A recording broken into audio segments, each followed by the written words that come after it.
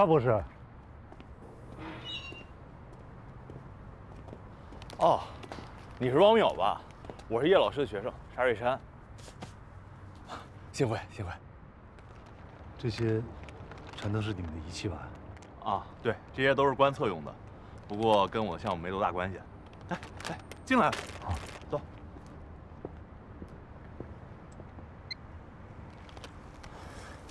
壮观吧？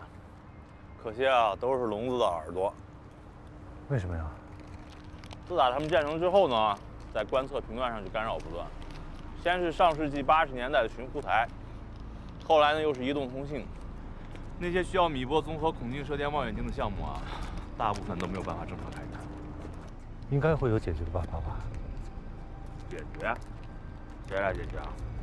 难道因为要探索宇宙的奥秘，就把移动通信给停了？近些年来，很多基础研究的商业运行都很成功，比如说高浓雾，或者可以把这些观测基地都搬到远离城市的地方。那都需要钱呢。不过呢，现在可以用技术手段进行一定的屏蔽和干扰。好在我的项目用的都是卫星数据，这些地面干扰呢对我影响不大。走，带你看看去。王教授，这就是我实验室，我把这儿当家一样，你随意哈。我平常都住这儿。来，喝水。好，谢谢。我的实验室呢，主要负责接收3台卫星的数据，并且在这8个终端里面实时的显示出来。而我的工作呢，就是根据这些数据，重新测算出一张精确的宇宙微波辐射的全景图出来。对吧？你想了解什么数据啊？宇宙背景辐射的整体波动，能再详细点吗？就是3K 微波背景辐射整体中各项同性的波动，振幅在1%到5%之间。王教授，你不是搞这个专业的吧？不是。那你对宇宙3K 背景辐射有所了解吗？我大概知道一些，好像是在1960几年，2个美国人在调试一个高精度的卫星接收天线的时候，偶然发现的宇宙背景辐射。整个宇宙的辐射背景波动，以整个宇宙的尺度来说，几乎是微乎其微的。以最先进的 Planck 卫星的精度，即使花100万年的时间，也可能观测不到什么。而你想在今天晚上测出5%的波动，你知道这意味着什么吗？意味着什么？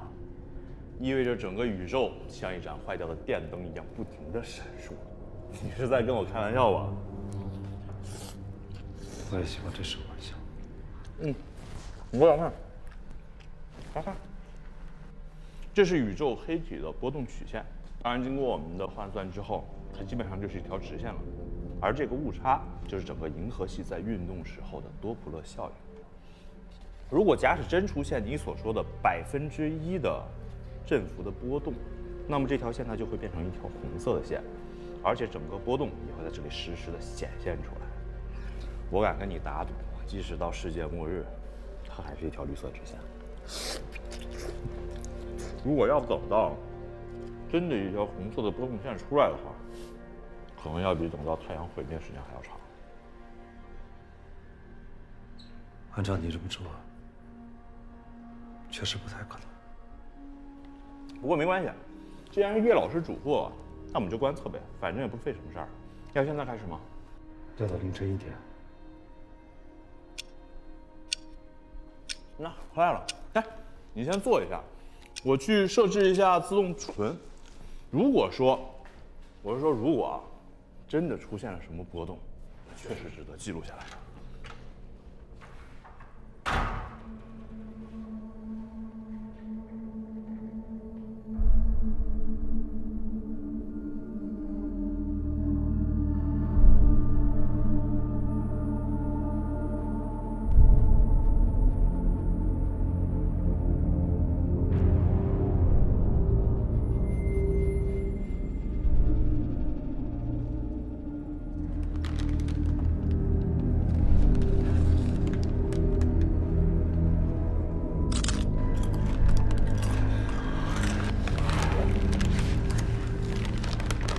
让我相信宇宙闪烁，还不如让他们相信有外星人呢。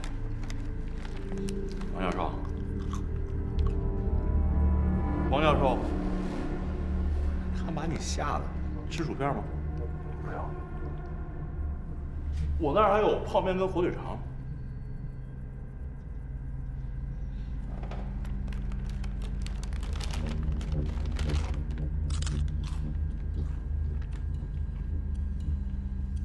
还有不到1分钟。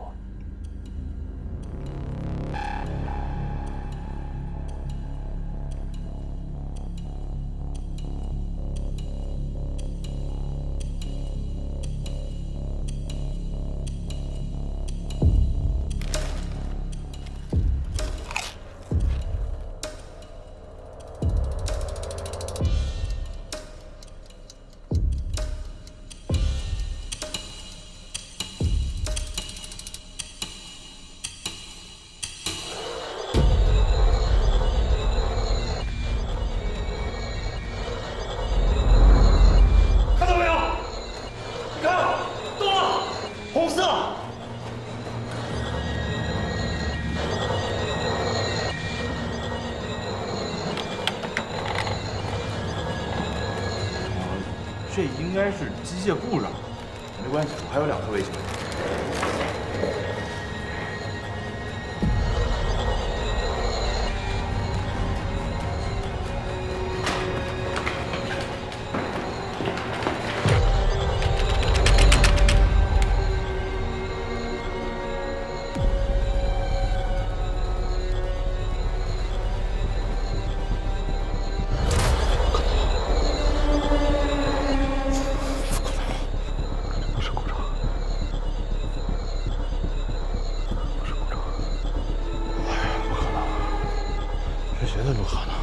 还有办法，我还有办法。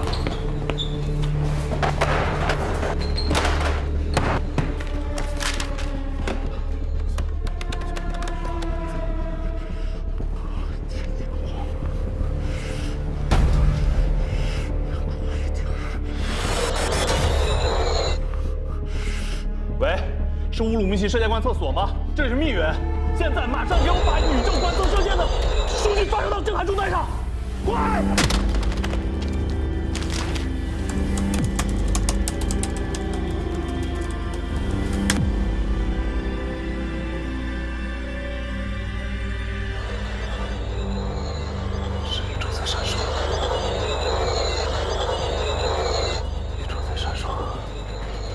宇宙在闪烁。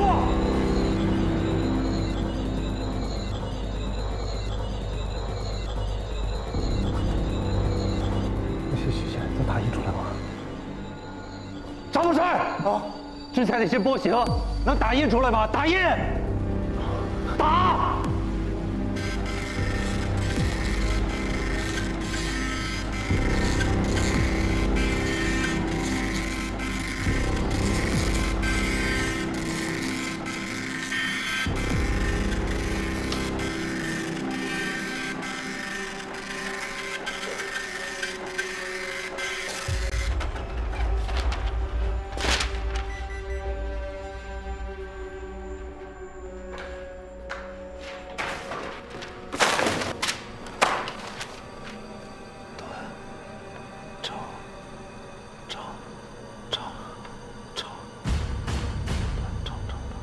我给你个网址。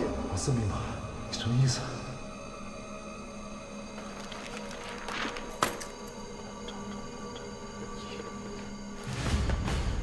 有笔没？给我打一根。有笔吗？笔有没有？哎，有。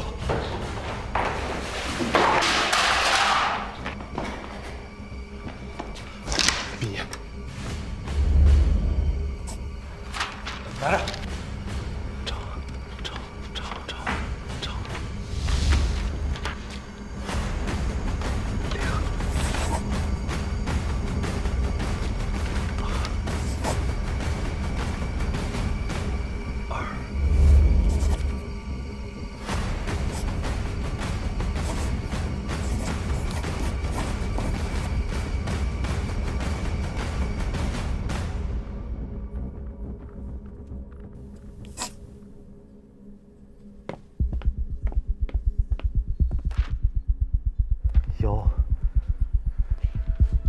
1、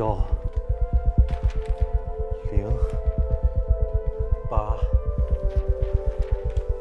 2、1、3、7、1、0、8、2、1、3、6、1、0、8、2、1、3、5、1、0、8，还剩1108个小时。什么小时？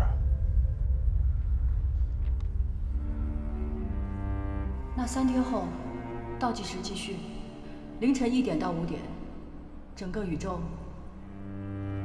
将为你闪烁。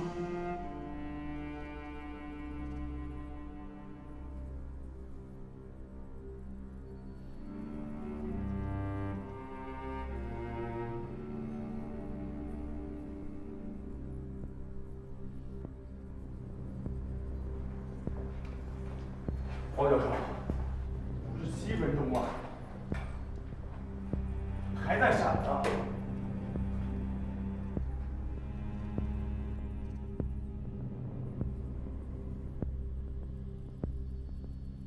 有没有可能是3颗卫星，还有地面观测站同时都出现了故障？不可能，绝对不可能啊！有没有可能是有人故意破坏？那更不可能了。同时改变3颗卫星和1个地面观测站的数据，这破坏太超自然了。就一点可能都没有吗？其实，想要证实这一切非常的简单。如果宇宙的背景辐射的波长已经达成这样，那么我们完全可以用肉眼观测到。你说背景辐射的波长是7厘米，比我们的可见光大了7、8个数量级，怎么拿肉眼看见？3颗眼镜？什么3颗眼镜？就是天文馆科普用的那一种。这种眼镜可以把宇宙背景辐射的波长压缩7个数量级，能把7厘米波转换成红光，也就是我们说的宇宙闪烁。如果我现在从这里出发，早上5点钟之前，能不能给我找到一副3颗眼镜？天文馆我自己去就行。我明白，我想说的是，你肯定知道很多我不知道的事情。我希望你能在时机合适的时候把真相告诉我。如果说这个现象能引发出什么科研成果来的话，我绝对不会忘记。宇宙闪烁在凌晨5点就会结束，你也不用去深究它，不会有任何的结果。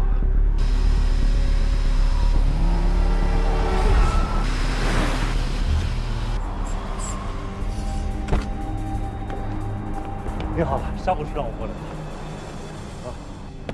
这里就是3K 眼镜，这边这个按钮是电源开关，亮度调节在这边。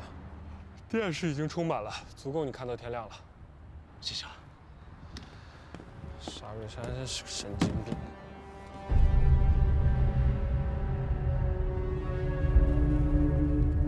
王教授，王教授，我听说最近科学界出了一些事情，是吗？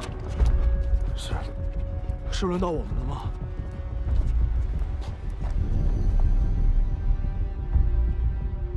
至少轮到我了。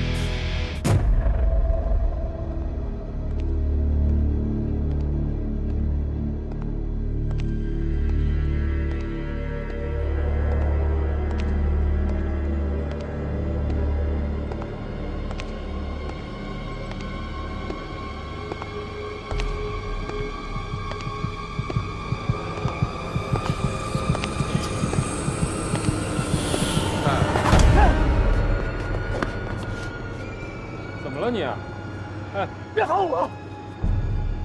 用不用我帮你叫人啊？不用。莫名其妙。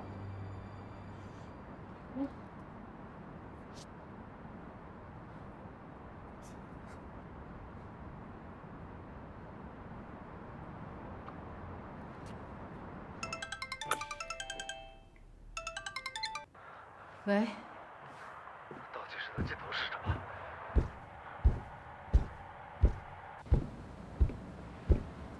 倒计时的尽头是什么？你告诉我，倒计时的尽头到底是什么？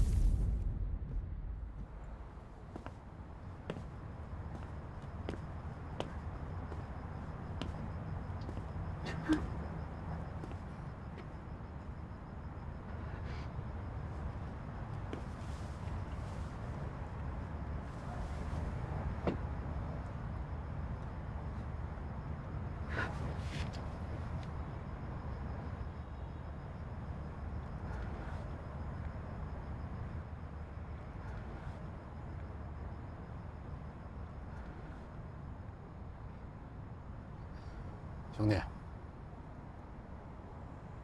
扛不住了吧？我说你不成吗？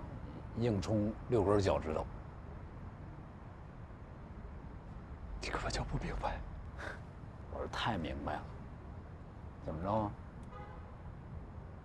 这哭也哭过了，吃饭去吧。不想吃。你不想吃想干嘛呀？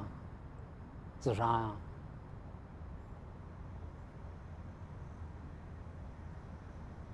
喝酒去，我请你，行吗？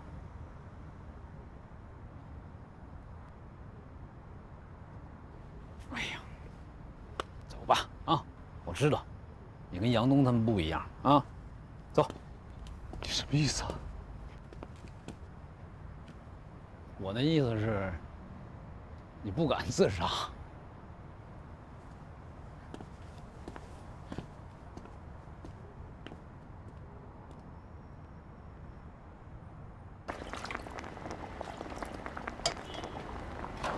哟，欢迎光临二位，来点什么呀？来瓶二锅头。得嘞。再来2份爆肚啊，来1碗豆浆，还有1份油条。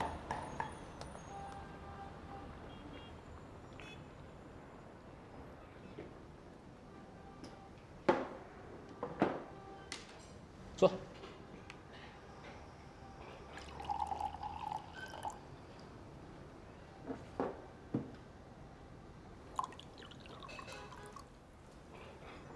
哎，垫点东西再喝。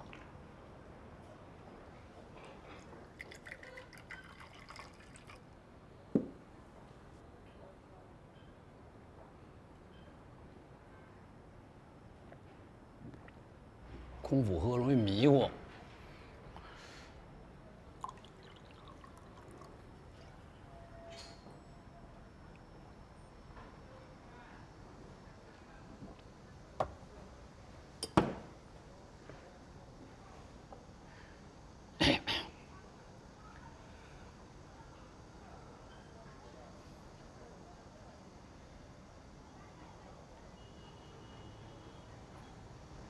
吐啊！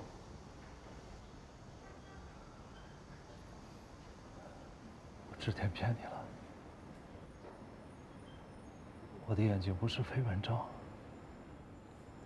而是有个倒计时在我眼睛里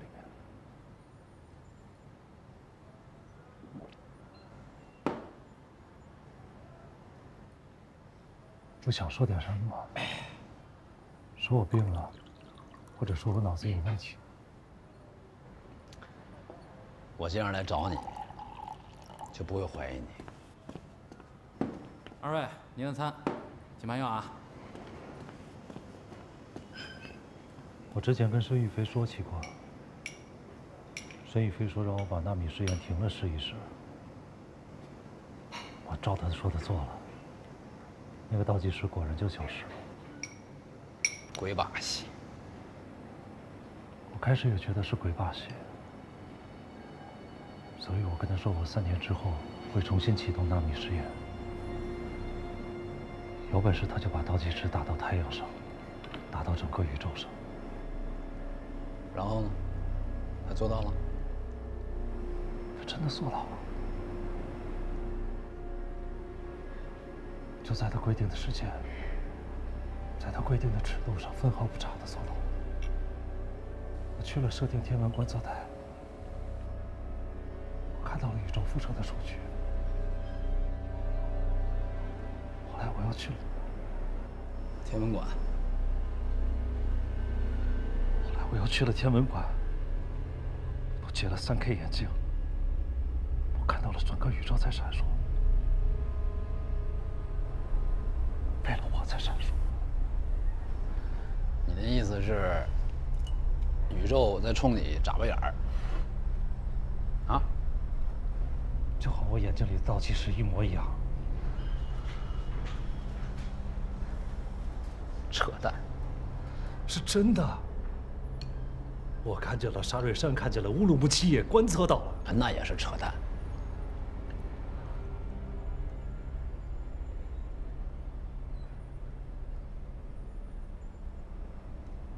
石强，你平时会想一些哲学的问题吗？我们都从哪里来，要到哪里去？宇宙从哪儿来，又到哪儿去？没有，从来就没有过。从来没有。那麻酱有点咸了啊！你平时在看着星空的时候，你心里不会有一丝的好奇和敬畏吗？我夜里从来不看天。你们不是经常会值夜班吗？大哥，我蹲点值夜班的时候看星星，那监视人不跑了吗？咱俩真的没法谈。我跟你说啊，就算我有时间看星星看月亮，也不会想你说的那些哲学问题啊。我操心事儿太多了，房子要供，孩子也没找着工作啊，更别说那没完没了的案子了。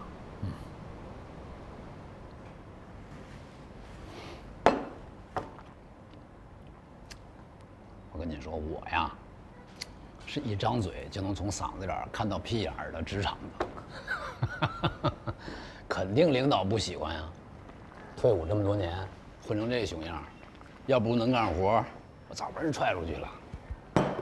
还有时间看星星，想哲学。你有听说过射手和洞察主的假说吗？没有。你现在就是活在靶子上的一个2倍生物，或者说是农场里面的一只火鸡。你骂我，我能听出来。我虽然不知道你说的那个什么假说，但是我知道一个终极定理，那就是邪乎到家必有鬼，皮裤套棉裤必定有缘故，不是棉裤太薄，就是皮裤没毛。什么狗屁理论？什么狗屁啊！我说的有鬼，是指有人捣鬼，不是人。如果你稍微有一点科学常识，你就无法想象是什么样的力量可以同时完成这2件事情。在整个宇宙的尺度上去展现倒计时，这是人类科学所无法解释的。如果超出科学以外，我根本都无法想象。这都不是什么超自然，这是超什么我不知道。反正我还是那句话，扯淡。邪乎事儿我见多了。可是我真的很想知道，倒计时的尽头到底是什么？能是什么？能是什么？地球毁灭，人类灭亡，或者说现在什么物理学不存在了，人类科学不存在了，那又怎么了？啊？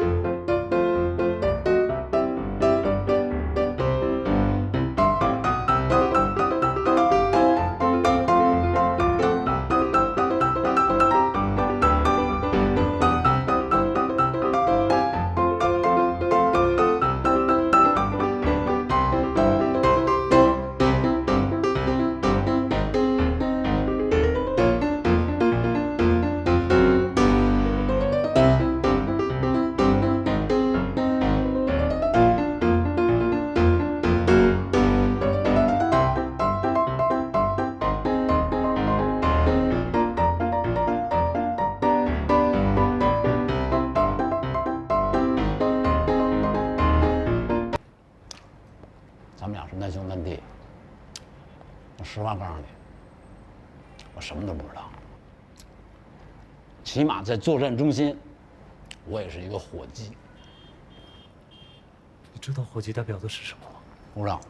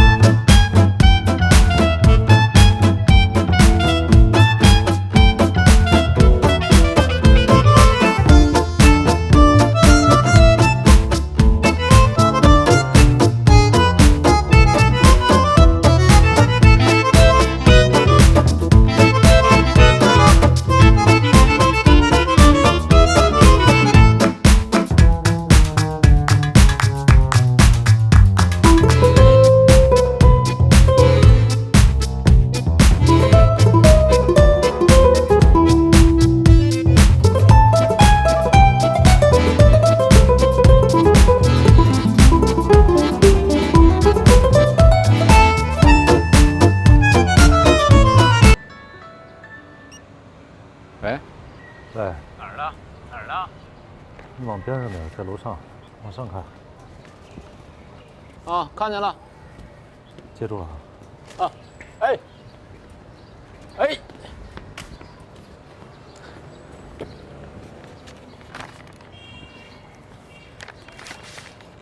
都在这儿呢。底片也在里边吗？行嘞，行嘞。你赶紧回去睡觉去吧，啊！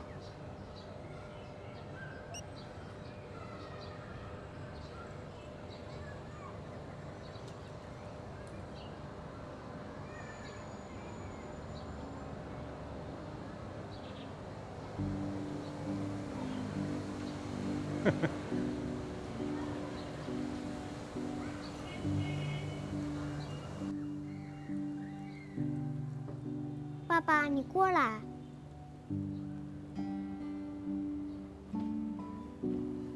坐下。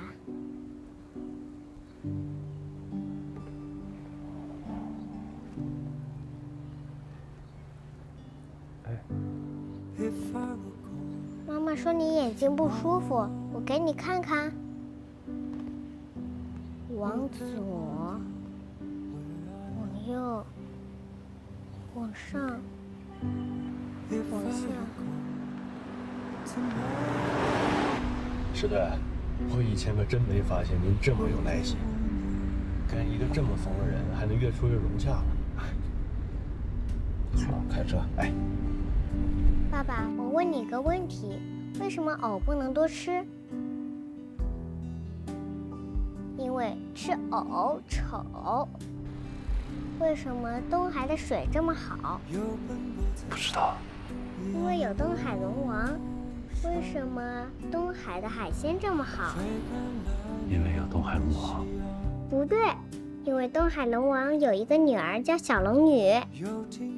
你们爷俩吃饭了，饭好了。爸爸去吃饭。好，吃饭。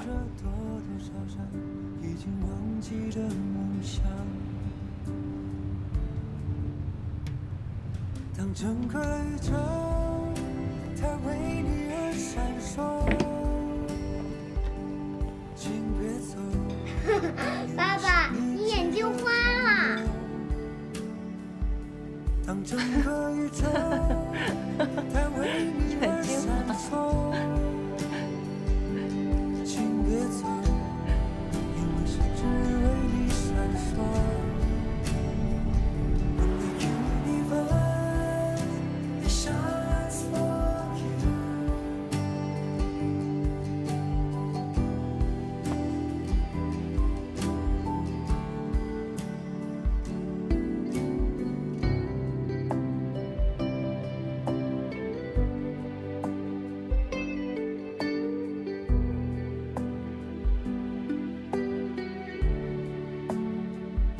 当整个宇宙它为你而闪烁，请别走，因为是你值得拥有。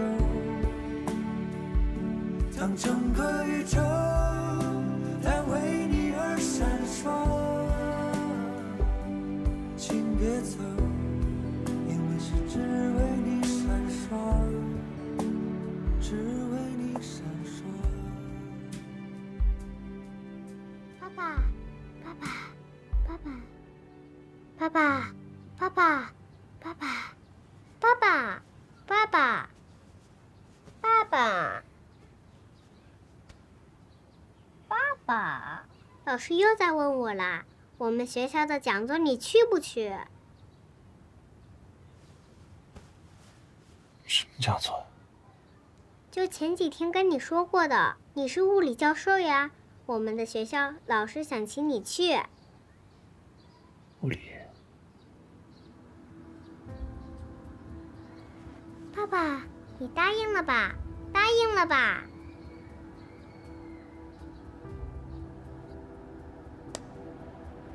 谁能接住这个球？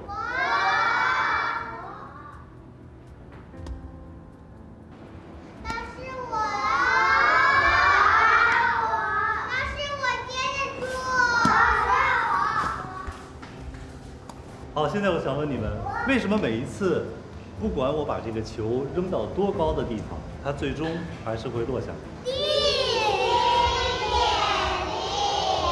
特别的棒，你们都非常聪明。这就是物理的真理性，它揭示的世间万物本质还有运动规律，探索着大自然的奥秘。物理会告诉你们所有的答案。通过计算，利用这个规律，我们降低成本的概率在3.22%左右，并且有可能突破纳米非人无法量产分子。现在全部的停机检修已经结束了，我宣布重启实验。这是我们刚才扔的网球，这是一颗铁球，如果我们从足够的高度同时松手，这2颗球谁会先接触到地面？好，那现在我们数1、2、3，一起看看，到底谁先接触到地面？王总，都准备好了，2个小时后就能重启实验。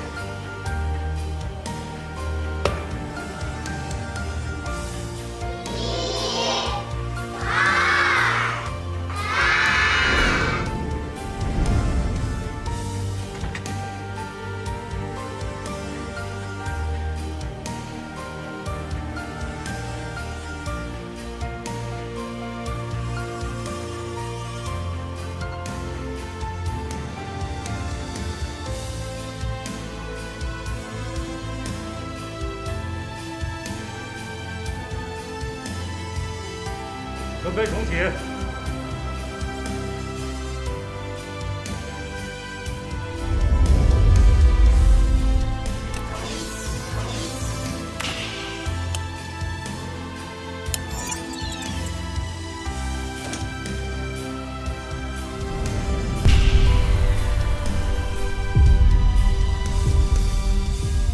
大家都看到了，他们居然一起脱跌，这就是物理。 不能靠想象，也不能靠推测，而是要通过踏踏实实的实验，一次又一次不断的实验。我们的实验有可能会失败，但是我们不能放弃。就像你们小时候学走路、骑自行车、滑冰，如果你们不小心摔倒了，你们会怎么做？也特别的棒。 你们不会因为害怕跌倒，便停止了向前。当然，在寻找真理这条路上，绝不会是一帆风顺，一定会碰到挫折，一定会遭人质疑。但不管是布鲁诺，还是伽利略，历史最终都证明，他们在对真理的坚持是无比正确的。 让我们保持一颗追求真理的心，永不放弃。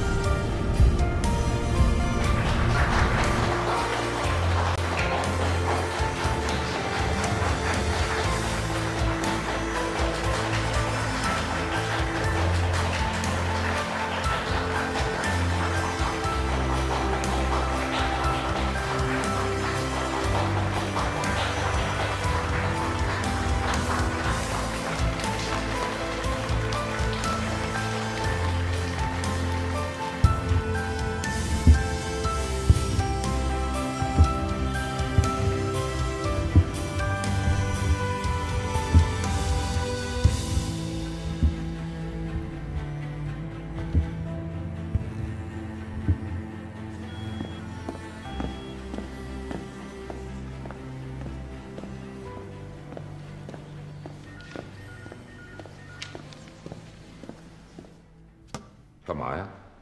仔细看，从中间看，什么呀？倒计时。哪儿来的？汪淼拍的，每一张都是汪淼拍的，每一张上都有。从什么时候开始拍的？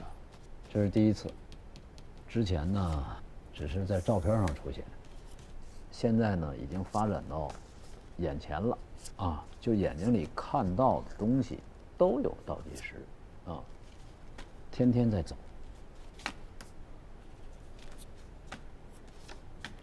老常呢，你呢先看着啊，我呢跟你说一声。我原来有一同事叫老田，啊，估计你也认识。他呢有一习惯啊，就是每次出任务之前呢，都是要先检查一下这个烟盒里面的这个烟，必须是单数。如果要是双数的话，他就得抽出来一根再出发。屋里不许抽。这说来也奇怪啊，只要是单数，他就一定能抓到嫌疑人。有一次，我就在他检查完之后呢，我偷摸就抽出来一根，你猜怎么着？就那天，把那嫌疑犯都逼到死胡同了，愣是让他翻墙给逃跑了。为这事儿，老田2月没给我发烟。哼，老常，你就说这事儿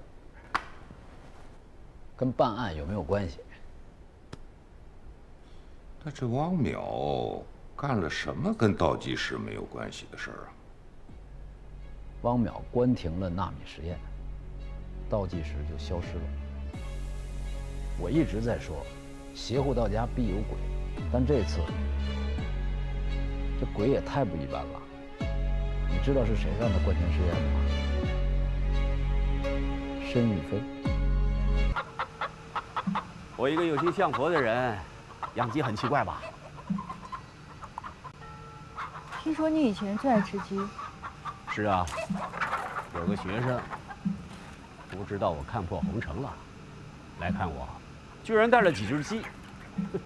我想吃吧，也没办法吃啊，只好养着。你看，到现在就有这么多只。不奇怪，我一个搞科学的还经常祈祷呢。也不知道这些鸡知不知道我在喂它，就好像你祈祷的主能看到你的虔诚吧？啊，就是整个宇宙啊，就像那个坏了的那个日光灯管一样，它啪啪啪啪在眨眼睛，而且这个眨眼睛的时间是申玉飞提前告诉王淼的。这个眨眼睛的这个节奏是一组编码，这编码破译以后还是倒计时。你们那个中华田园计划养鸡呢？那个计划是潘寒他们做的，跟我没关系。啊，听说他是把人扔回自然环境中，降低消耗，减少垃圾。你不赞同他这么搞环保？有用吗？人不可能放弃城市生活，回归自然的。看破红尘的只是一小撮人。这个倒计时是个什么呀？怎么出现的？这个倒计时归了0之后，会发生什么呢？这就是接下来我要干的活。老常，汪淼怎么办？申玉飞在他身上没少下功夫啊，功夫不会白下的。不过你放心，汪淼一定是我们接近真相的突破口。没错。行嘞，汇报完毕。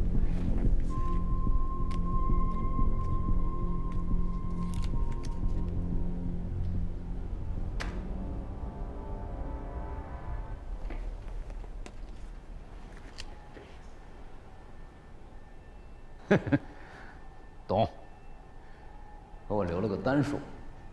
走了。看破红尘的感觉如何？没意思。你们看我没意思。 I don't ever slow up, no I don't take shit. I got no love for the fakeness. If you wanna play tough and wanna hate this, I'll always show up.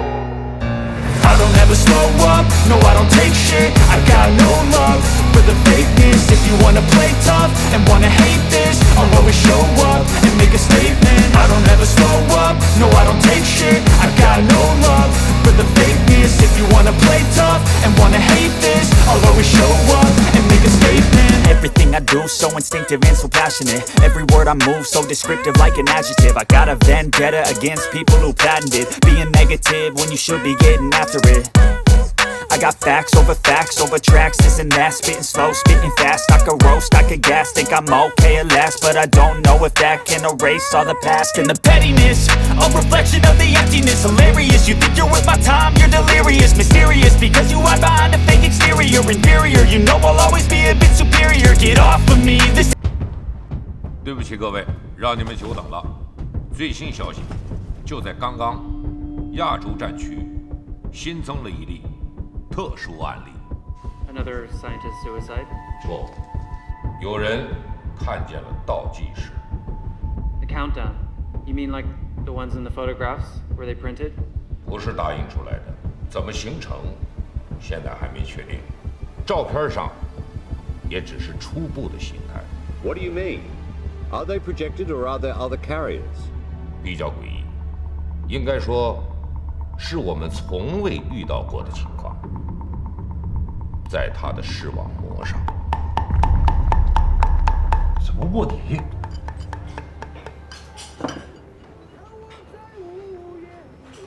你这么理解也对。你看，所有的事情跟那个申玉飞和科学边界都有关系。申玉飞要找到你，你不做卧底，你难道还指望他们有一天找上我吗？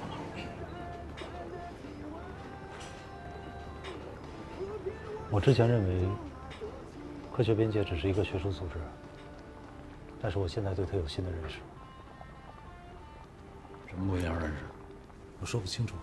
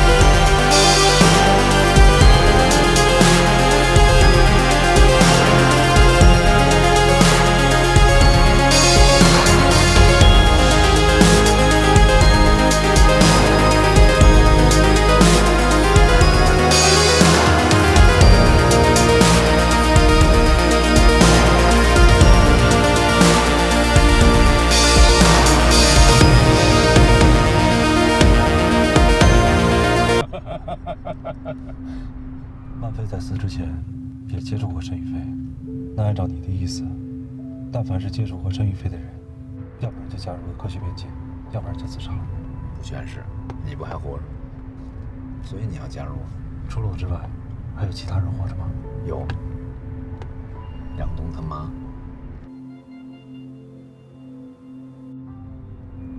我调查的时候啊，我本来以为这个申玉飞接触叶文洁是为了梁东，但我感觉不太像，因为叶文洁本身就是科学家。叶文洁没死，你也没死，你们两个没死的之间好像也没什么规律。哎，你说叶文洁会不会也能看见倒计时啊？应该不会吧？那天我要去观测宇宙背景辐射，还是他帮我联系的人。如果他也能看见倒计时的话，他应该知道我想干什么。你应该都调查过叶文洁了吧？查了，除了没自杀，一切正常。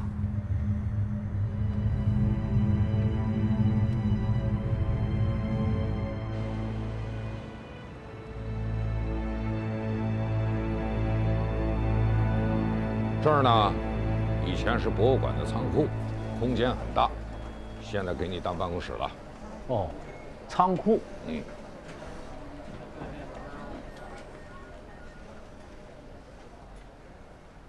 挺好啊。关键是要够大，啊，毕竟10来个人呢，得晃悠得开呀。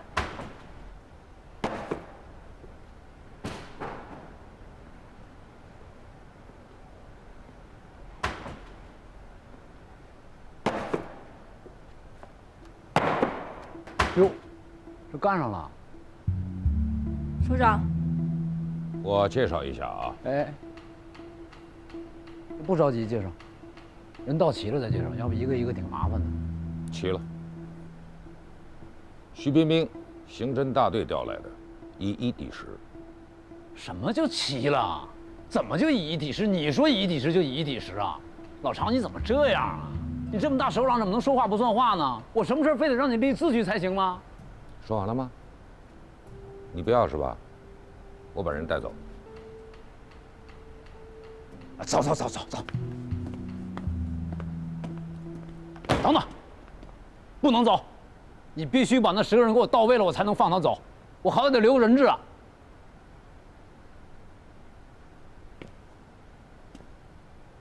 行。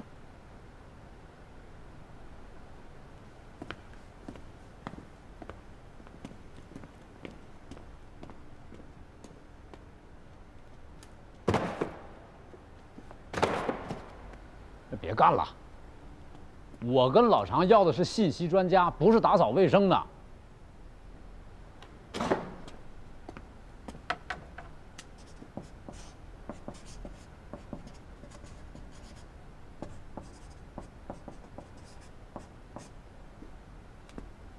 叶文洁，天体物理学家，木星记者，自由媒体人。这就完了？我给你4个小时，你把这2个人所有资料给我查清楚了。行。这最多是2个人的活儿。这是我们需要调查的科学家的全部名单，详细资料，包括家人的，我全都要。今天必须给我查完。行。还有，把这房间给我打扫干净，要一尘不染。别说行了，要说是。明白。是。记者从13日召开的2007年好运北京体育赛事志愿者暨北京奥运会城市志愿者工作动员部署会上了解到，北京奥运会城市志愿者招募工作将于豆豆给爸爸滴眼药水，爸爸觉得眼睛舒服多了。你们爷俩饭得了啊，鱼还有2分钟就好。豆豆，快去洗手吃饭了。洗干净点啊，豆豆。杨，你带着豆豆先吃饭，我还得出去办点事儿去。饭点你干嘛去啊？爸爸要出去吗？是啊，豆豆医生把爸爸的眼睛治好了，爸爸就要去工作了。我觉得爸爸的病还没有全好，得继续治疗。没听出来啊？你闺女啊是想让你在家多待会儿，是吧，豆豆？让爸爸妈妈这段时间就在家里好好陪叨叨。乖，送点吃饭吧。行，快来吃饭吧。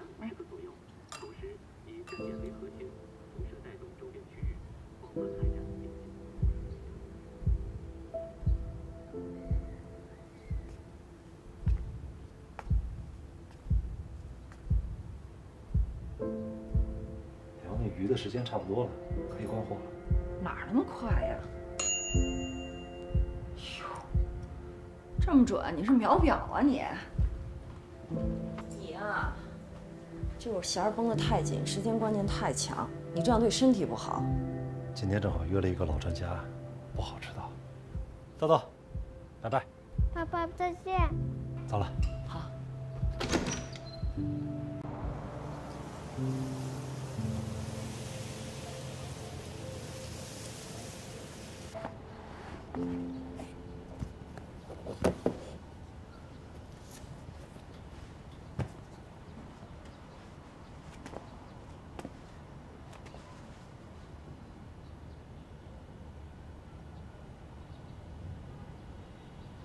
小王，谢谢哈，辛苦你了。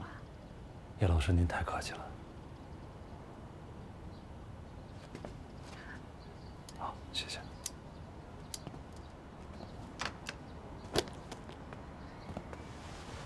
我帮您一起说吧。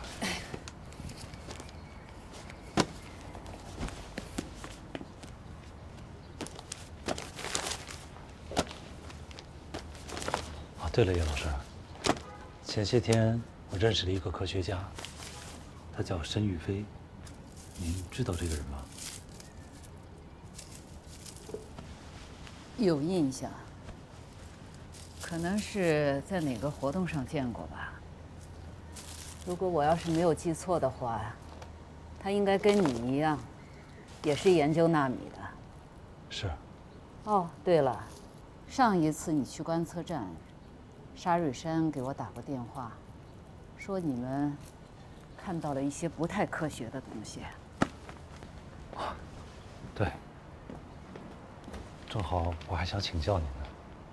您是研究天体物理的，以您的经验，宇宙闪烁有可能发生吗？在我们的认知范围内，不可能。那在我们的认知范围之外呢？当科学超出了我们的认知范围，通常会被认为是歪理邪说，所以会使人们陷入恐慌。在人类的历史上，科学恐慌发生过很多次。文艺复兴时期的欧洲，哥白尼的日心说就遭到了教会的迫害与封杀。当《天体运行论》出版时，他只是摸了摸封面，便与世长辞了。那个维护日心说的布鲁诺，结果被教会用火烧死。天文学家采克达斯科里认为地球是圆的，也被活活烧死。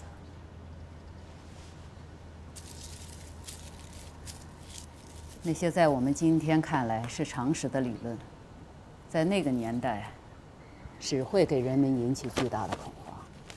这就好像我们今天遇到很多问题，在明天回首看起来，有可能就像地球是圆的一样稀松平常。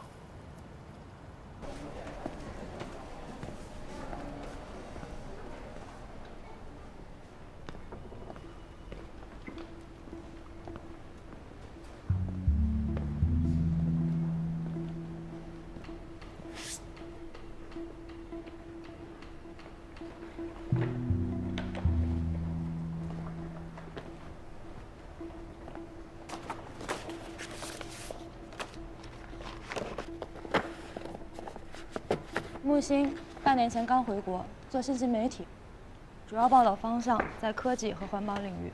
他为了抢新闻版面非常狠，曾有夸大事实、故意制造热点的行为。不过他的一些报道确实让事件得到关注，也解决了一部分问题。就这些啊？这是叶文洁的全部资料，包括一部分已经解密的档案，还有他父亲的一些资料，全在里面。这是名单里所有科学家的资料，还有一部分自杀科学家的家属资料。我不认为这些资料有什么特殊的价值，不过你要求的我都查了。行。如果这些工作交给10个人去做，绝对是浪费人力。那个观测站有个叫沙瑞山的啊，我知道，他是叶文洁的学生。前2天他跟汪淼一起观测了宇宙闪烁。我去查。这是我电话，24小时不关机，有什么事情随时找我。是。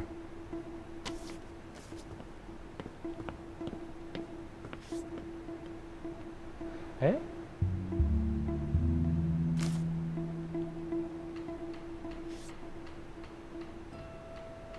行。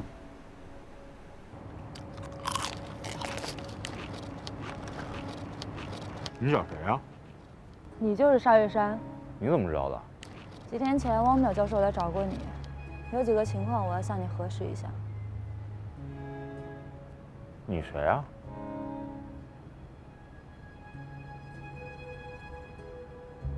我想了解一下宇宙闪烁。照你这么说，叶文洁就算知道自己是一只火鸡，他也会觉得稀松平常。我们2个人只谈了一会儿，但是我内心平静了很多。科学边界那套理论，不管正确与否，我现在都能接受。或许我们只是不清楚，我们自己到底是谁，就像薛定谔的猫一样。猫我知道，我最近恶补了很多物理知识啊，不就是把一只猫放在一个盒子里吗？打开之后不是死了就是活的。可这不是闲的吗？这只是一个实验，中间存在很多的定量和变量。换句话来说，这是一个论证和求证的过程。有必要吗？那如果要是出现第3种可能呢？那不就是见鬼了吗？就是物理学不存在了。叶文洁相信吗？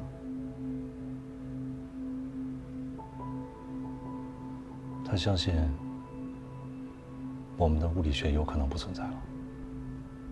物理学没有不存在，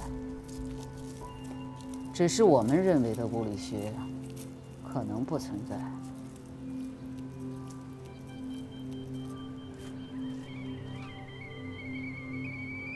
多年以后，历史会回答，我们可能是哥白尼，可能是布鲁诺，也可能是教会，也可能我们什么都不是。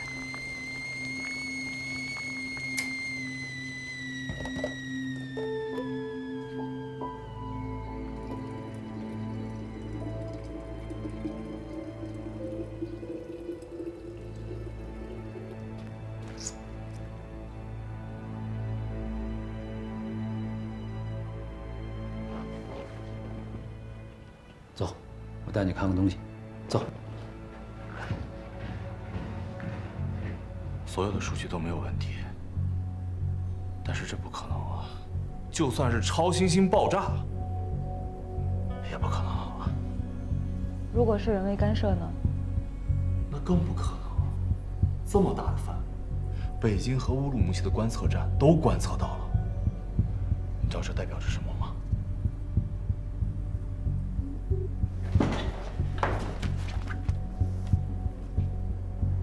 看到了吗？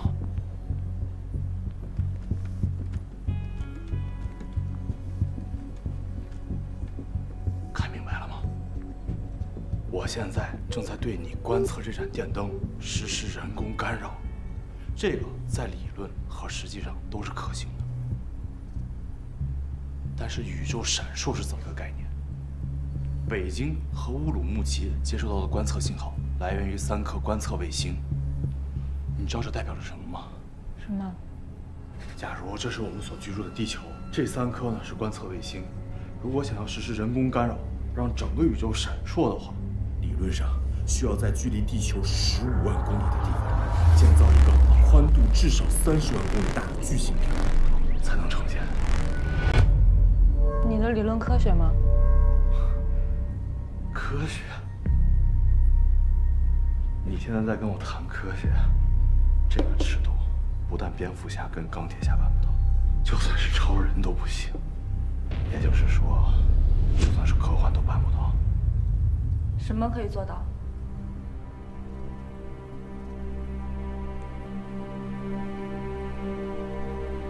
神话，宙斯应该可以办到。这些真不是我干的。我是干警察的，我接触的罪犯多，罪犯他因为跟正常人经历不一样，所以他那个思维方式有时候也不一样。叶老师是有什么特别的经历吗？那说不准啊，他在那个年代生活，他说不定会受影响啊。哎，对了，你刚才说那个什么定量变量，就那个姓薛的，他非得放只猫吗？就不能放只兔子或者是小松鼠什么的？你带我来什么地方啊？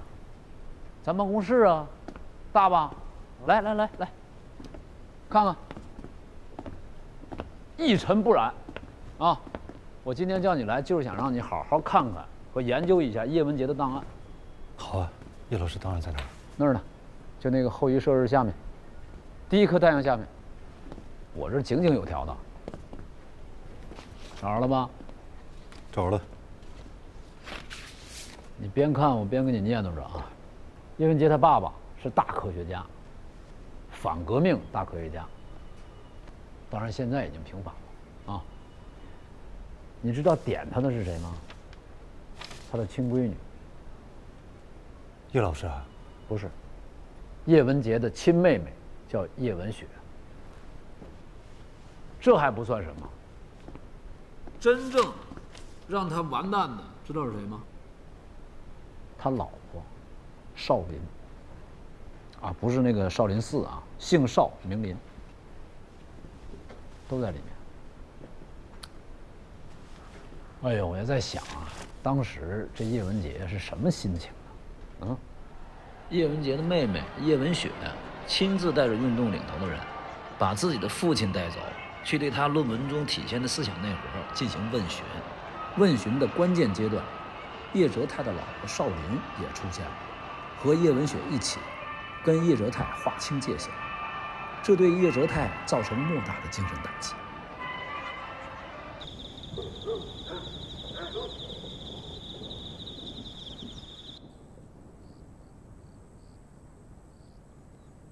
I don't ever slow up, no I don't take shit. I got no love for the fakeness. If you wanna play tough and wanna hate this, I'll always show up.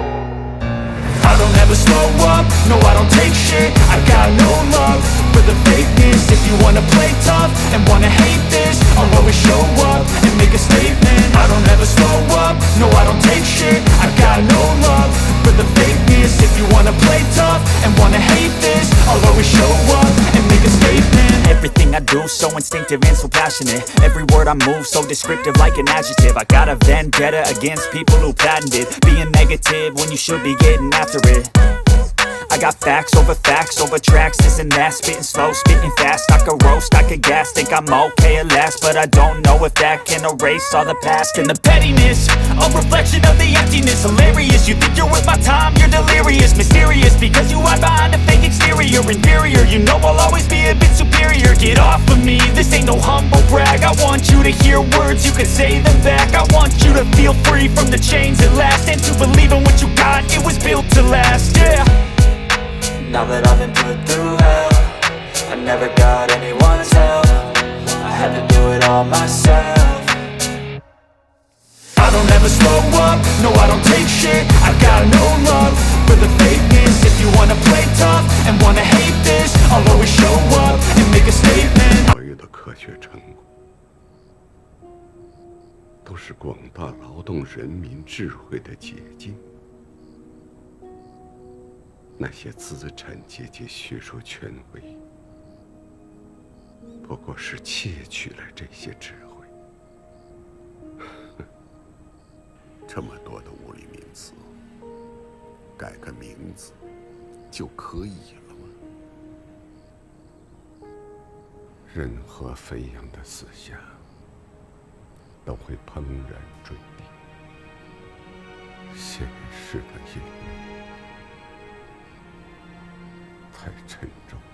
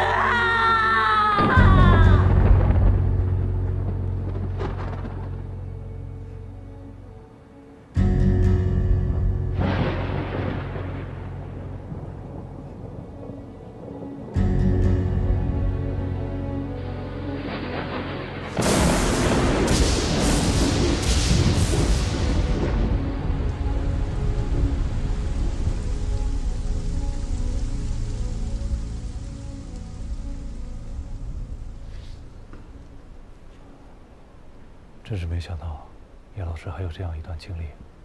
那对于杨东的去世，他表现得异常冷静，也就可以理解了。我恰恰觉得奇怪。按道理说，一个人在亲情上有所丧失，那在未来一定会更加珍视亲情。但叶老师好像并不是。我觉得，能够让他放下悲伤的，应该不会这么简单。叶老师的父亲，由于当时那个年代，所以无法再继续研究。叶老师的女儿，因为物理学不存在了，所以也无法继续研究。或许在叶老师看起来，死亡对于他们来讲是一种解脱。我们没有这样的阅历，所以有可能理解不了。